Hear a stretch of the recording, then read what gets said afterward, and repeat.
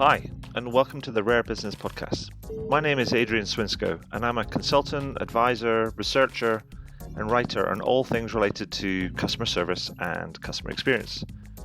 Through this podcast, I seek out and interview CEOs, entrepreneurs, business and tech leaders, and leading thinkers about what it takes to build organizations that produce better outcomes for both customers and employees in this fast-moving modern age that we live in. If this is your first time listening to one of these interviews, then welcome, and please do dive into the archives at adrianswinsco.com, as I've now completed over 250 of these interviews in the last few years. If this is not your first time listening, then thank you for returning, and I'll aim to do a good enough job to keep you coming back week after week. Anyway, that's enough from me right now. Let's get into the interview. So, welcome to the next edition of the Rare Business Podcast. With me today, I have Anthony Abbatiello, who is Deloitte's Human Capital Practice Digital Leader. Hi, Anthony. How are you doing? I'm well, Adrian. How are you doing? I'm very well, sir. So, first of all, Anthony, welcome back to the podcast because it's been just over a year since we spoke. But if for people that are not familiar with our previous kind of conversation, could you just give us a little bit of a thumbnail sketch on you and your background and where you've come from and the sort of the work that you do, just so people have a picture of you? Sure. So I have been, over 20 years working with our clients and in the market around HR strategy, talent leadership, and obviously as the world has evolved into the digital age, this focus around digital and all things digital and what does it really mean for human capital, for organizations to drive, sustained organizational performance in this digital age. My focus right now really has been on helping clients to activate the digital organization from within and understand what are the right levers they have available to them in order to accelerate their digital maturity. Okay, perfect. Now, last year, I think it was March, actually, in March time last year, that we did an interview that talked about Deloitte's 2017 Global Human Capital's Trend Report. I mean, crumbs, I think you need to come up with a kind of catchier title, or maybe it's just me and my enunciation, but that felt really long. But anyway, it was a really interesting conversation, and actually the 2018 version of the report has just come out. So I think what would be really useful would be, tell me a little bit about the report and also kind of what's changed and emerged over the course of this last year from your research. Sure. So it's funny. You take the I say the medicinal title. I take the creative title, which this year is The Rise of the Social Enterprise. Yay! Exactly. It really, the title this year embodies what's happening. Right. This is the first time that we've seen the human capital trends come from the external environment. Right. And what I mean by that, if you dial back, we've been doing this now, I think this is our 7th report. And if you dial back to 2011, when we first launched, everything, we were coming out of recession. We were talking about, global macroeconomic crises. We were really focused on how organizations need to shore up for success and really look internally to build and sort of reorganize to be successful on the stage. That tape, that proverbial tape has rolled forward, and now where we are in this age, and really what you see unfolding in the media right now, is actually what is changing in many organizations. And so, what we talk about in the social enterprise is there are 3 real macro trends that are impacting the way organizations need to think about human capital, and those are. One is, just on the rise of the individual preference, and that is all about, the individuals in the workforce, standing up and being heard and let their voices being heard within their organization. The second is really understanding how to leverage technology and advanced technologies now for sustained growth. So we've got so much technology that has been in the market and in the global environment for so long. But now it's about how do they take that technology and actually use it to grow the organization and to sustain that growth. And the third, which I think is, for me, is the most interesting, is the seismic shifts in society. So those changes in society that are impacting the way organizations need to act, and really leaving a gap for organizations to fill. So, really looking to businesses to fill that societal gap. And all three of those, if you were to sort of zoom out and look at those three macro themes that are causing these trends this year, the one that rose to the top the most is that in order to do that, the C-suite, the CEO and her direct reports need to start thinking about how do we, stop getting out of our silos and integrate and work together more as a network of teams and more as an integrated team together to transform and perform, not just, divide and conquer, which is what has been for so long. Right. Okay. I mean, that's really interesting. I mean, so before we get into it, I mean, just a couple of kind of questions on that. I mean, first of all, this idea of the rise of individual preferences and how to leverage tech for sustained growth and changes in society and how people are looking for businesses to fill gaps and stuff. I mean, I can see a lot of that sort of stuff emerging, and I've spoken to people that have alluded to a lot of that as well. I guess my question that would come out of that is we can see these sort of changes sort of emerging, but I guess my question is that, is it you're feeling that leadership and management and the C-suite are ready for this, or are they still in the catch-up phase, that they're almost like they're seeing this stuff happen and they're having to think about, well, how do we respond? So they feel like they're having to keep pace, so that perhaps society and preferences are moving faster than their capability, as it were, if that makes sense. Yeah, I think today, even in the report this year, we said that 85% of executives are rating the C-suite collaboration as important, very important. So this is very clear winner as the most important thing that organizations need to do to drive success. Mm-hmm. But the amount, to your point about are they ready for it, I think they're ready for it. They're trying to do it. I think the companies that we're seeing, move and grow are doing it. But I do think that this is more of a call to action for C-suite leaders to start thinking about how they drive collaboration, how they work together more. So I wouldn't say it's as much everyone is doing it as it is a highly important, and we're seeing organizations move that way, which in our mind is, where is the marker of the trend. Perfect. So now, as you know, I mean, I'm really interested in, in all things to do with service and experience and engagement and things, and how people can build organizations that produce both better outcomes for both their customers and their employees. And like last time, in the report, you've highlighted sort of these 10 different sort of trends. But rather than actually going through all 10 of them, what I wanted to do was to ask you to drill into about 3 of them that kind of stood out for me, that I thought they're interesting because they seem a bit newer and are relevant to sort of my interests, as it were. So the first one I wanted to ask you about was to ask you to tell us a little bit more about was this trend, which the headline is the workforce ecosystem, and how companies and organizations have to think about managing beyond the enterprise. I mean, can you tell us a little bit about that and, what's emerging and what that means for organizations? So the changing demographics of the workforce globally, continuing to evolve. And, as organizations are more moving into the gig economy, and we see the shifts of the workforce move from, on balance sheet to off balance sheet. We're seeing that, these alternate work arrangements being more common than they were in the past, but also more appealing to organizations so that they can use those different types of workers to access critical skills, or, even use in high periods, high volume periods.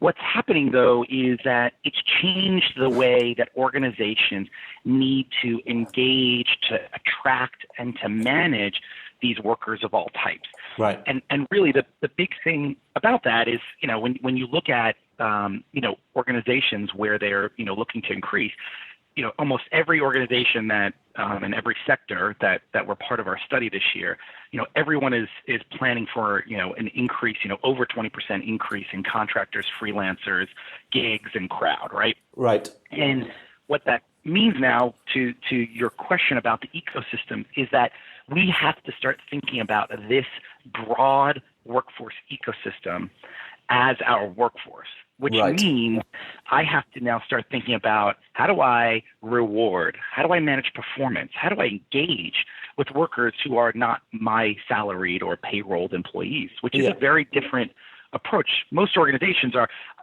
I've got my employees, but you contractors and consultants and freelancers, like, you're getting paid, so check, you're done, right? Yeah. And that's not it. And to win in today's world, you have to start thinking about how are you engaging those individuals? How are you using different types of dynamic performance engagement to manage that diverse talent ecosystem? And and I guess that's possibly becoming kind of more tricky because when you have an employee, then they're on salary or they're on a some sort of wage structure rate, and that's fixed, and they'll be tied to certain kind of hours. But when you've got contractors and freelancers, then it can become a little bit more complicated because you can have some people that are paid by the day or paid by the hour, or some people that have fixed cost or fixed fees around delivery and things. So I guess it's just another level of complexity that management have to struggle with, I guess. Agreed. And you could look at it in from both sides. You could say it's a level of complexity that you have to manage, or you have an opportunity now that you can reduce complexity in terms of having to find and manage and develop those skills outside, inside the organization. Mm-hmm. There is a level of complexity around. And for many organizations, they struggle with being able to deliver that experience. But however, now being able to access those skills and really moving that energy more to managing the ecosystem versus, the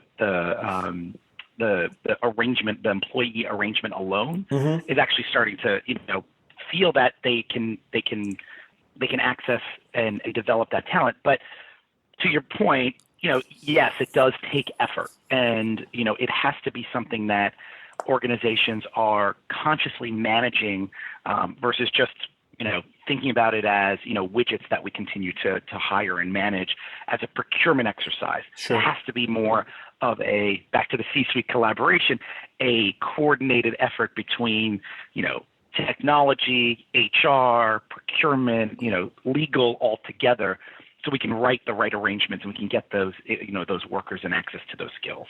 I think you're also going to make you mentioned a word which is kind of key, and I think this is a thing that's been rising. We talk about this idea of service and experience being really important from the customer side, but increasingly to support that, there's been this rising discussion around the importance of employee experience. And I think that it might have been your colleague Erica that I spoke to a little while ago, and she actually kind of mentioned that rather than actually talking about employee experience, we need to think more broadly and think about actually worker experience, because then it does envelop that whole ecosystem, and then which sort of that means that it's a bit like kind of from a customer experience and customer journey mapping. You've actually got to think about different types of customers and different type, they're on different kind of journeys, trying to do different sort of things. And again, I guess we probably need to approach the whole worker experience with the same level of sophistication if you're going to get it right. No doubt. I mean, and that's absolutely, when I think about where we are today, we were with many, consumer organizations, consumer, product that are, customer obsessed, right? We've talked about in order to deliver that customer experience, we have to have an employee experiences like that. And I think now, Erica being one of our, leaders, not only leader, but also one of the authors of the research this year, mm-hmm. That worker experience has to be, that CX equals EX equals WX almost mm-hmm. in one point. You've got to have that experience that can attract and engage all types of workers, and really start to see them develop and grow in a certain way. And I'm thinking about one of the things that we talked about in the report this year. Some of those freelance organizations like Fiverr, Elance, DoorDash, right? They're all looking at collaborating, working with healthcare providers to give freelancers access to healthcare programs in the U.S. Right. And I look at that as an experience of that's the the ecosystem providing the experience for the worker who's going to be delivering to that company. We need to think about that now growing broader, where the organization is starting to deliver that experience for those workers end to end, so that if you are an employee or you're a gig worker or that you are getting access to an experience that makes you want to continue to do business with this organization. Sure.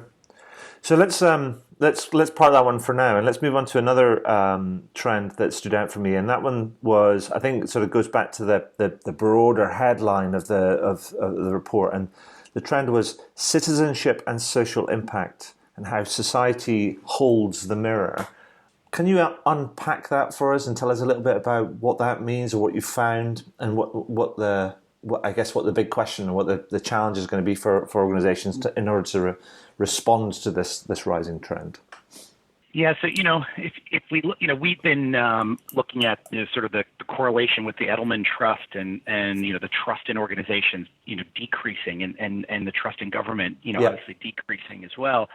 And so as the trust in those public institutions decline, individuals really are rising up. They're letting their voices be heard, and they're demanding more from business leaders than they have before. And we're seeing that the link between social impact and financial performance very closely linked. However, we're seeing that only 18% of companies are putting citizenship as a top priority in corporate strategy. So there's this cognitive recognition of this is important for us to do, but having an impact on society and citizenship being important is low. And I think part of the problem is, when we look at this trend, is that when we talk about a social enterprise and citizenship, we're not talking about corporate social responsibility. No. This is actually about social capital. What we are, how we're listening and acting and investing in the surroundings of our organization is inextricably linked to human capital. So what we do with our organization and our people. So I think, stakeholders are taking a very intense look at organizations' impact on society, and, their expectations of organizations to fill the gap, right? To sort of fill in the space, the divide that is left between society and government and organization, and looking for business leaders to step up into that more.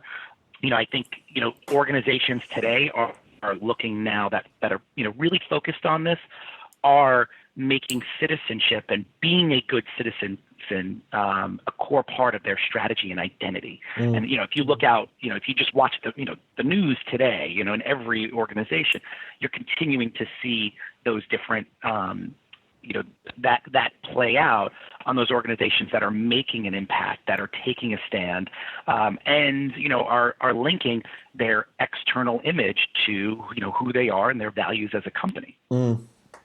Yeah, no, it's the. I mean, would you say that what you're talking about is aligned to? Is it the same thing or slightly nuanced? Has it a slightly nuanced difference from this idea that is being debated or talked about right now about purpose? I mean, is this the social impact and social capital and purpose? Are they one of the same thing? I think that they're broader, right? So I think that. When we talk about purpose, right, I kind of reflect on, when Larry Fink wrote his letter to the shareholders and, made a call to action to CEOs and saying, we need to fill in the gap. We need to be better citizens, right? And the point about purpose is one part of how you do that, right? Right. So connecting your purpose of the organization to how you act and making sure that those two things are equal is one part of it. But also it means that individually, as the leader, you have to stand for something, right? You have to be willing to stand up. And I think about many of the organizations right now that, again, to avoid politics, I'll speak broad because it could get us on another channel. But I look at the gun control right now, and I look at organizations that are, they're taking a stand because that's how they personally believe, and that's the impression they want to have to their consumer. Sure. So those two things of the decisions we make as leaders and what CEOs are doing are inextricably linked to how we want to be perceived and viewed by our customer and our employee. Okay. And so those two things are our worker, I should say, linking those two things together. Okay. So the last kind of trend that I wanted to ask you about, just to drill into, was the one that says AI, robotics, and automation put humans in the loop. And that was really interesting, and it stood out for me because I've been talking about and thinking about this idea about firms sort of being able to sort of strike the right balance between the digital and the human touch, and how many are struggling to get to strike the right kind of balance. So it'd be really interesting to understand kind of what that trend kind of is and what it's kind of saying, what you're finding and what's it saying to organizations. Yeah, I mean, I think that, as advanced technologies continue to, make their way into the workplace, there is a rising need for critical skills, right? Critical human skills that we can't lose sight of. And sort of I would say the spoiler alert is, the robots are not coming to take the jobs. We're looking at advanced technologies to automate and augment the workforce. Right. But it is calling for a much greater need in skills, and the organizations need to start prioritizing what are those right skills that they need to have in place in order for them to be successful. Because when I look at the results from this year, we had 72% of companies seeing AI, robotics, automation as important, but only 31% feel that they understand the need, how to navigate that, because it isn't just about throwing more technology, what we say is random acts of digital at the problem, right? We have to look at what are the right then human skills that we need, and sort of that's why we titled it as Humans in the Loop, because across the board we saw that almost every organization across sector globally still need complex problem solving, cognitive abilities, resource management skills, social skills, empathy, right? All of those are still required in the organization. And once we augment the workforce, right, we need those even more because we can't replace those with machines right now. Right. Okay. And that's interesting because it throws up the challenge, and it's also something else I've been talking about for a while, and actually talking to different sort of firms about is that how do you actually identify those skills using, if you like, traditional recruitment kind of methods, because they're not hard skills. I mean, they are hard in terms of they're not easy to acquire. But it's almost, you can't necessarily codify them or certify them in the same way as you can sort of technical competencies. And so it's almost a bit like the ramifications of all of this. So the skill requirement is that it's forcing. Do you think it's forcing firms to rethink how it identifies those sort of people with those sort of skills and those sort of talents? Yeah, I think the real challenge, there's a challenge in two areas. One is around the customer experience. How do you enhance the customer experience when you're bringing advanced technology in? And the second is, what are the new jobs that are created now with technology? Right. So if I look at the first one around enhancing the customer experience, like we look at cognitive technologies, right? These cognitive technologies are going to increase our ability to serve our customer, be more service oriented, and be able to meet the needs of customers at an earlier stage. But what ends up happening in that, being able to serve that experience, is that it increases the essential human skills that are service oriented, right? Those skills around complex problem solving, social skills, empathy for the customer experience. Because if I can get more, sort of cleared through, automation, chatbots and so forth, my expectation is that when I do need something that can't be solved at that level, now when I do interact with a human, my expectation is already higher. So on that first one, that enhancing the customer experience does create those essential human skills. On this new job piece, I go back to the ATM days, right? In the 70s and 80s, as banks were implementing the automated teller machine, right, we were looking at being able to take those tasks away from the teller and putting it into the machine. Well, we have 25% more banking professionals on the platform now than we did when we introduced the ATM to automate the process. So what's happened is that the ATM is great for getting cash or depositing a check or moving money or something. Mm-hmm. However, when I do need something that is more complex, I'm going into the platform, going into the banking center, and I'm having that interaction, and I expect more from those individuals. But I also, now I think about it with robotics, I'm going to spawn all new jobs where I think about, the role of bot farmer, sure. Right? How are you continuing to, to calibrate the algorithm so that as you're learning, we're continuing to evolve and know what are the insights that are coming out, knowing where we may need to staff more, knowing where we may need to make process changes. Right. So, those new jobs are going to come and they're going to continue to grow, but we have to be open-minded and willing to understand where those are so that we can access those when we need them. Okay.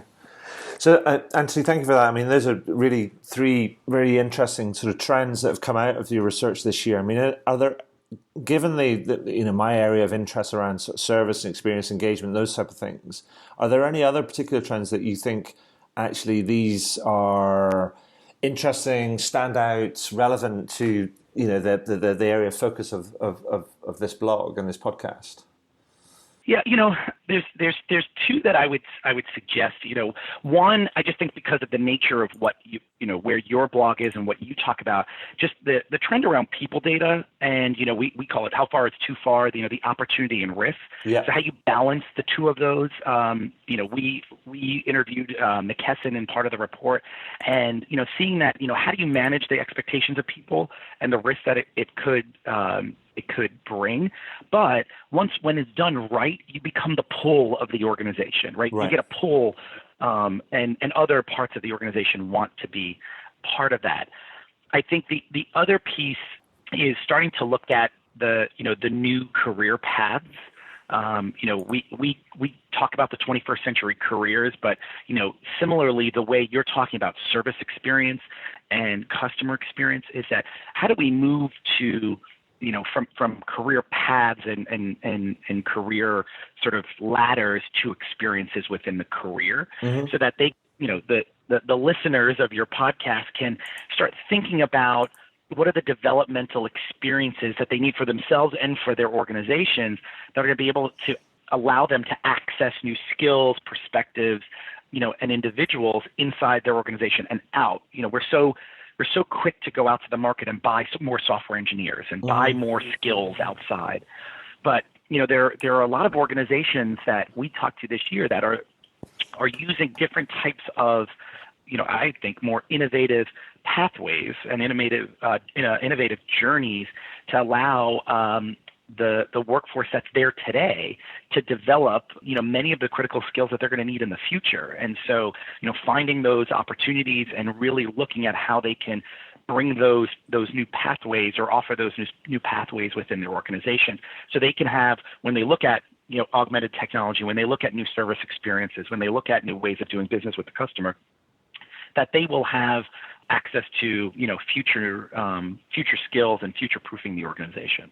Excellent. So, Anthony, I mean, obviously, we're gonna recommend that people go and check out the report and dig into it and think about some of these things and what they mean for their business. But there's a lot in the report, as there is every year. So, if I was to say to you, somebody's listening into this and they're going, kind of blimey, it's all shifting sands out there, and I need to figure out what I'm going to do first. I mean, what would your advice be to like a leader, an entrepreneur, an exec that's listening into this and thinking, I need to get started with being able to respond to some of these things, or start thinking about how I build some of these insights into my organization going forward? I mean, where would you recommend that they start? What should they do first, sort of thing? Well, I mean, first, I think that one of the best ways, just to understand, is certainly accessing the trends this year on the app, the HC Trends app. Mm-hmm. The reason why I say that, and I'm not trying to shamelessly plug the research, but I think that this year what we've created in the app, the experience for the reader, for business leaders, is not just they can see the trend, but they are able to access the data and parse that by their country, geography, and and their sector. But they're also able to hear from other business leaders on what they're doing and their advice, and they're exclusively getting that, in our app. And they're able to do that. So, for me, I know as a business leader myself, hearing from others and what they're doing and some of the problems that they faced and the challenges that were ahead and what they did to do that, I think is always a great thing. The second thing is, though, I really want to emphasize, that working together trend, that symphonic C-suite. Mm-hmm. It's really understanding what you can do and how that starts. The team of teams is something we've been talking about now for 2 years. We've seen clients implement that now, but understanding what that means at the C-suite level, business leaders understanding how do you work with finance, technology, marketing together to advance digital maturity of your organization, or think about M&A, right, and growth globally and expanding across geography. So, I think that is it's a call to action for every business leader to really think about, how they are going to drive growth and success by collaborating more. And it's not just, saying it, but doing it and driving that within the organization. Perfect. Thank you for that. That's really helpful. You did say you didn't want to shamelessly plug anything, but I always ask, as you know, at the end of these, if you do want to shamelessly kind of plug anything. And so, Anthony, the floor is yours for your shameless plug. Oh, thank you. Well, I'm so appreciative of that, and I will take great pride in saying that we launched this year our trends. We've democratized our data this year, and rather than just have a written report, which you certainly can download still and read and print at home or at work, we have our HC Trends app, which is at HC, so human capital, HC Trends app. Deloitte.com. You can access it, download it very quickly. It's not a native app, so it doesn't take up precious storage on your mobile device, and you can access it on your phone, tablet, and as well on your browser. And like I said, this year in the app, you'll get access to more than you will if, obviously reading the report or even online, where you'll have videos of CEOs, business leaders, HR leaders on each one of the trends. You'll have access to the data that you can parse for yourself. And you'll also get, notifications, updates on events or updates to our research. So if there's an event in your local geography, you'll be able to see that there. But also, which I find very interesting, is that any of the topical information as we post blogs, as we publish any new thought leadership, it's all going to be there and linked together with the trend. So if there's a topic, if you're worried about AI and automation and what that means for essential human skills, great. The trend is there. It will also have other writings that we will release throughout the year. So you'll be able to get a one-stop shop for all of our research. And I would say this is us being a social enterprise as well, because in the past we want you to come to us and talk to us and help. We can certainly help you navigate, and we'll continue to do that. But this will give you that way of having it at the palm of your hand, being able to use it in academia or business strategy, whatnot. And we really hope that this will just aid in organizations really being able to see how they can use this data to help drive their own organizational performance. Perfect. Thank you, Anthony. We'll make sure we get all that linked up and promoted when we kind of do the write up and when the interview gets kind of published. But that's really interesting and congratulations on the good work and sort of surfacing some of these kind of trends, because it's it really is helpful and very insightful. So, but apart from the work, Anthony, thank you. Just want to thank you for your sharing your time and your experience kind of with us today. That's been great. Great. Well, it was great catching up with you, and thank you again for giving me the opportunity to share our thoughts with your listeners, and look forward to doing it again. Well, that's it for another interview. I really hope you enjoyed it. Now, every time I complete one of these interviews, I learn something new, and I try and incorporate that new learning into my writing, my speaking, my workshops, and the consulting that I do for my clients. If you're interested, you can find out more about how I work with clients over at adrianswinsco.com. But one final thing before I go, please consider heading over to iTunes or whichever podcast platform you choose to use, and do leave a review. Every little helps, as they say. Anyway, that's all for now. Thank you for listening, and do listen in again. All the very best.